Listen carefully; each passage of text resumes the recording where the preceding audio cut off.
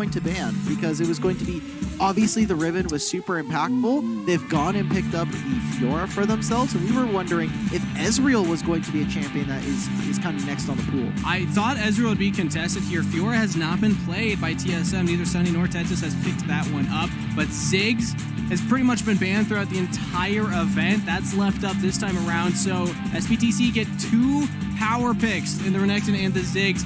TSM's gonna have to make that Fiora worth it. Yes. And now for SBTC as well, right? We're talking about the 80 carry picks. It looks like Petroni is going to go for this Varus. Are they going to try and pick up Carlito's champion? No. They're going to pick up Mikey's Diana.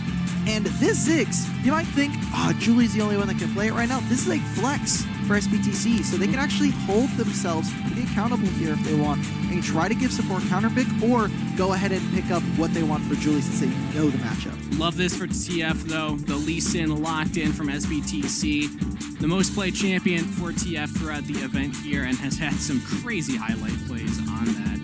And Gragas is paired with it. So presumably, I'm guessing maybe a Ziggs Gragas lane, hold that counter pick for Mikey, but like you said, they can still flex that Ziggs around depending on what TSM locks in here. Yes, TSM, what are you going to go for in the support role? We've seen Galio been obviously really impactful for Carlito, and they're going to pick the Jax. We don't know where this is going quite yet. These are a bunch of champions we haven't seen a lot from TSM, the Fiora and the Jax. Whichever role they decide, this is a completely different style and kind of mimicking some of what we've seen from some of the other top teams where a lot of focus is going to that Baron in the jungle. This looks like a Darkroom draft from here, from TSM right here.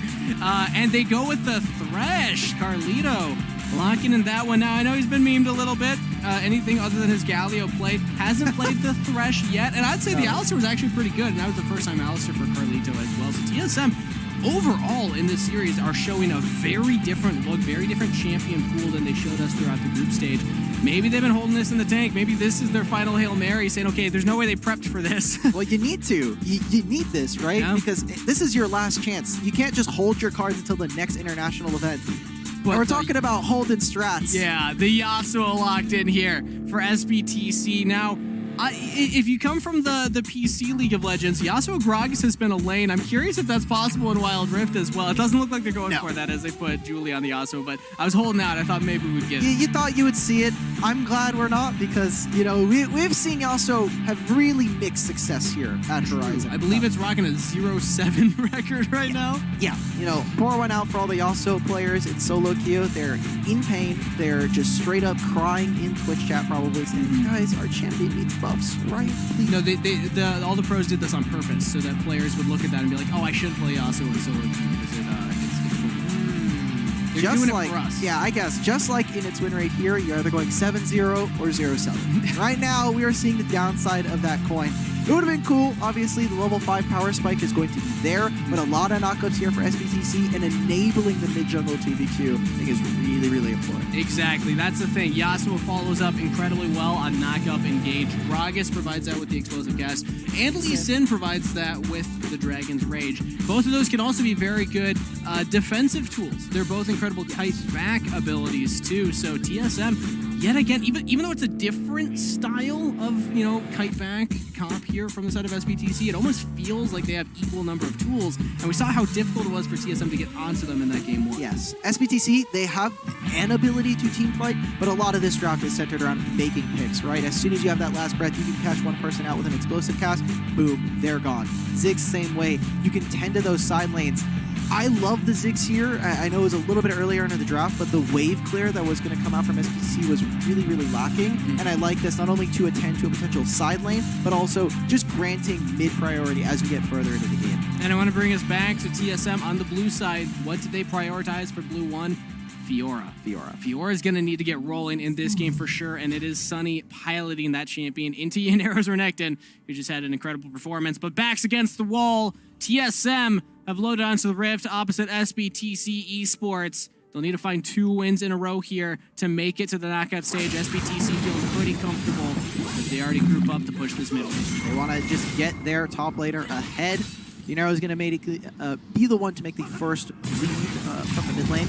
But looking at this TSM comp, they have a lot of late game scaling here, right? Diana's in this composition. You also have the Jax and Fiora, which if TSM can get off to an even start, you suddenly have this 1-3-1 that is going to be kind of unanswerable from SBTC. And I mean, the Varus pretty decent at just catching mid waves as well, and then you have the Thresh Lantern to get you out to safety if you need. So it's gonna be tough for SBTC to lock down that Varus in the mid lane. I mean, maybe. The explosive cast is still pretty long range, so plus Yasuo, it's still good pick potential. But TSM, their best case scenario, like you said, try and play to the sidelines. If SBTC don't find any kind of team fights or are not able to kind of get into an engaged spot, TSM are more than happy with letting this game run a little bit longer on the clock and playing for taking more of those turrets, whittling it away as we go. So making sure that Corral is set up for success. Ooh.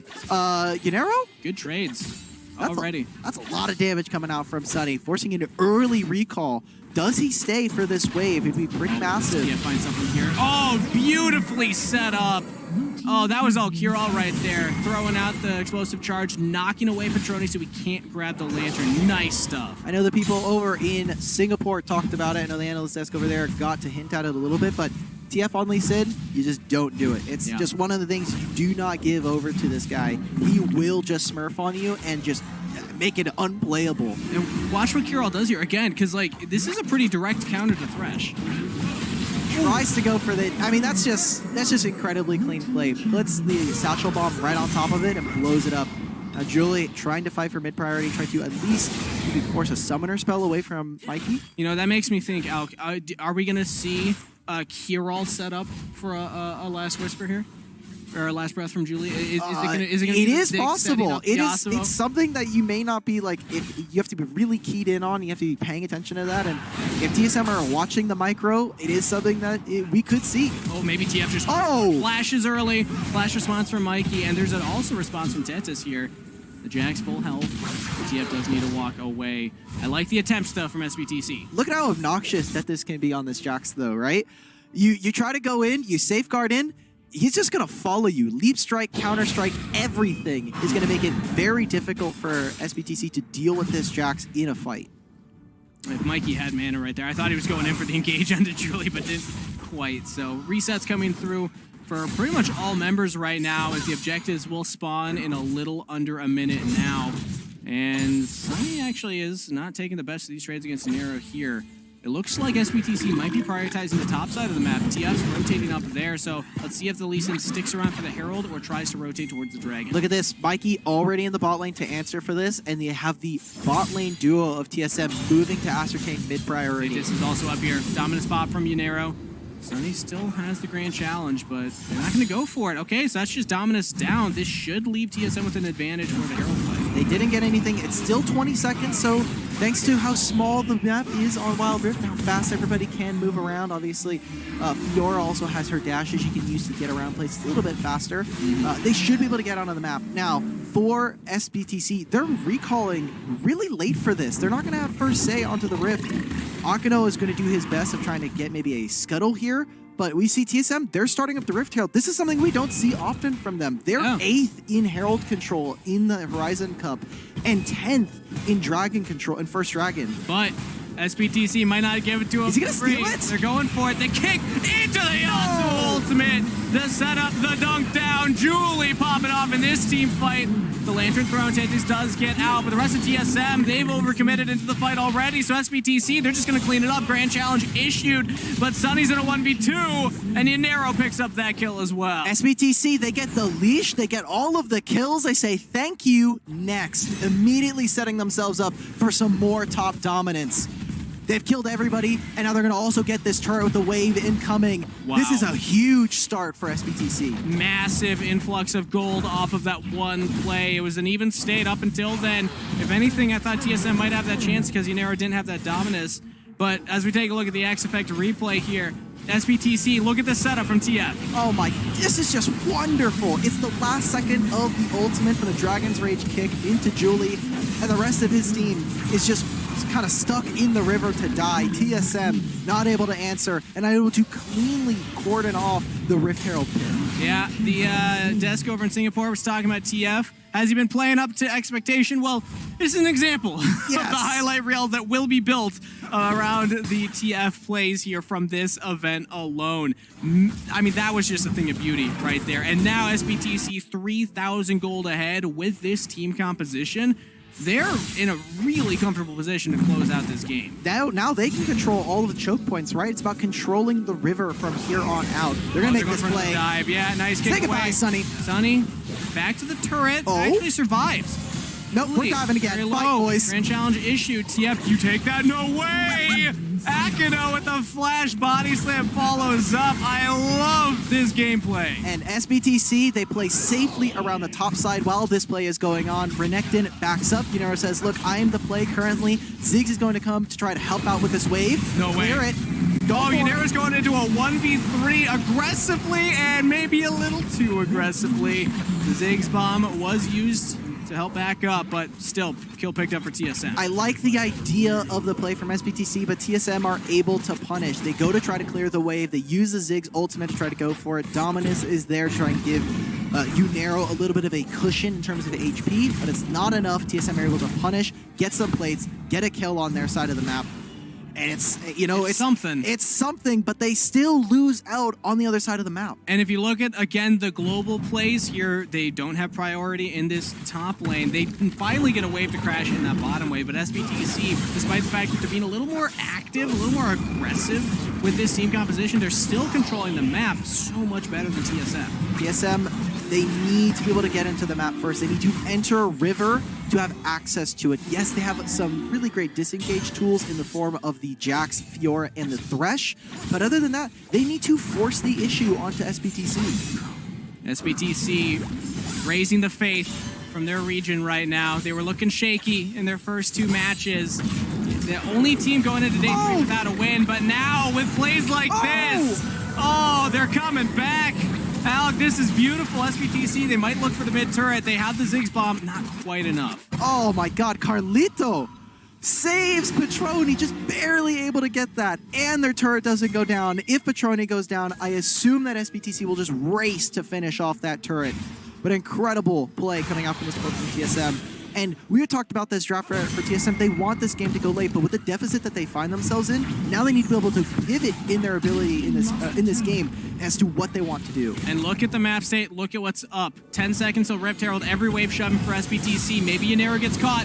TSM are committing 2 members down here. Yunero's buying some time, but does fall. But the rest of SBTC, they're resetting, running right for that objective. TSM, they're not even going to get it. Great punish from TSM. Yunero staying out onto the map, trying to maybe find an exit after pushing that wave.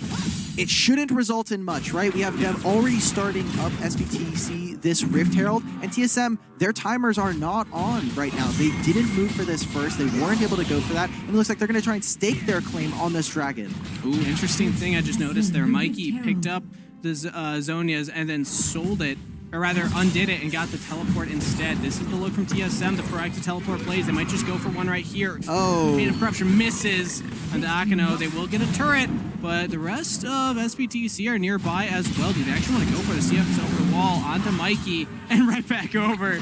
Just playing with them right now. Carlito misses the death sentence, hit by another Sonic Wave, and that's a kill. That's a pick for SBTC. That's ultimates down. That's a few summoners specifically from TF, but TSM, this should be their call saying, hey, we can't actually contest for this. SBTC get to control both sides of the river. They get to then lose themselves. Yes, a turret for TSM, but they're just, everything is gone. Without those chains of corruptions, there's not much proactive engage coming out from TSM. Another Dragon SBTC, still with a 6,000 gold lead right now. And they might even look to siege another turret right here. TSM, they have Herald first top side. So with Herald, this could be a push, potentially even for an inhibitor turret there. Yeah, we see now Tenta's finally going for a bag. Look at this. They can't do anything in mid lane. There's not a wave here, so some of that attention is lacking. But, I mean, Mikey, what is he going to do? Age, I don't think so. Just CC'd for days. Can't even get the moonfall off. Finally does, but there's no follow-up from the rest of the team. Akano with a miracle exhaust right there. Completely turns that play around. Mikey may have been able to find access to the back line. Unero. Petroni just gets picked up right there. The killing spree for Julie, and SBTC are playing with their food right now. I mean, at this point, this is such a dominant performance here, but TSM, they haven't given up yet. They want to commit for it, and they'll find Unero. Julie now very far forward, no wave to dash to. Sunny's here, trying to catch him. Julie with the knockup though. Akano cannot save the mid laner, and now they must be in a compromised position too. Everybody from SBTC, they're just running it one at a time.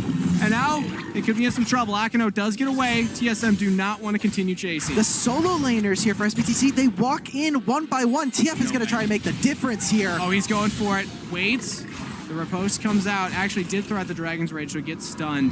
All right, it looks like we have a lull as TSM will go for reset. Okay, huge pickups though. More kills in their back pocket for TSM.